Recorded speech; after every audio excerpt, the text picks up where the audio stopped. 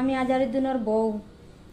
খাসা বাংলার আজারউদ্দিন ভাই বর্তমানে পুলিশের হেফাজতে আছেন এবং তার স্ত্রী একটা বক্তব্য আছেন, যে বক্তব্যের দ্বারা বোঝা গেছে যে খে বা খে করাইছে এই জিনিসটা। আপনাদের তার স্ত্রীর বক্তব্যটা শুনিল পরে আপনাদের মতামত জানাইবা কমেন্টের মাধ্যমে।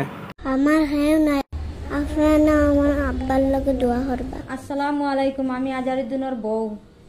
গতকাল রাত্রে 2:30টার সময় আমার স্বামীর ঘরটা কি তালা ভাঙ্গিয়া আইয়া ঘরটা কি আইয়া বার করিয়া নেওয়া হয়েছে পুলিশে।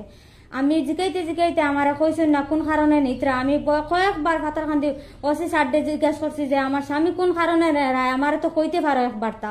আমি জানতে চাইছি টানটানোর গেছে, টান আমার কোনো উত্তর দিচ্ছেন না। কইছেন এখন আমরা বার করিয়া দিতাম তোমার স্বামীর, এখন তাকে বার করিয়া দিয়া তুমি নিলাম বাজার থানার যাইও গিয়া সকালে গিয়া তুমি জানিও কিতার লাগি তোমার স্বামীরে নেওয়া হয়েছে।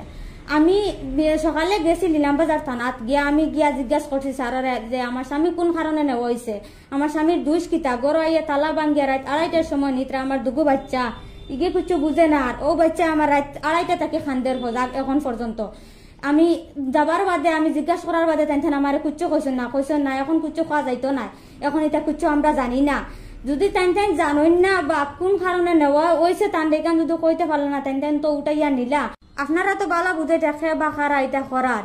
আর ওয়াকফ বিলের কারণে আমার স্বামীয়ে মাতিসলা, আমি তো জানি না যে সে করাইতরা এটা ওয়াকফ বিলের কারণে মাতিসলা, প্রতিবাদ করসলা। হয়তো ও কারণেও তার এরেস্ট করানি হয়েছে বা অন্য কোনো নেতায় এরেস্ট করানি লইছেন, তা আমি তার পুরা মতো কইতাম পারি না। এটা আপনারা বালা বুঝে। আমার কোনো সাহারা নাই, আপনারা ওইলা আমার জামাইয়ের সাহারা। আমার হ্যাঁ নাই, আপনারা আমার আব্বার লগে দোয়া করবা।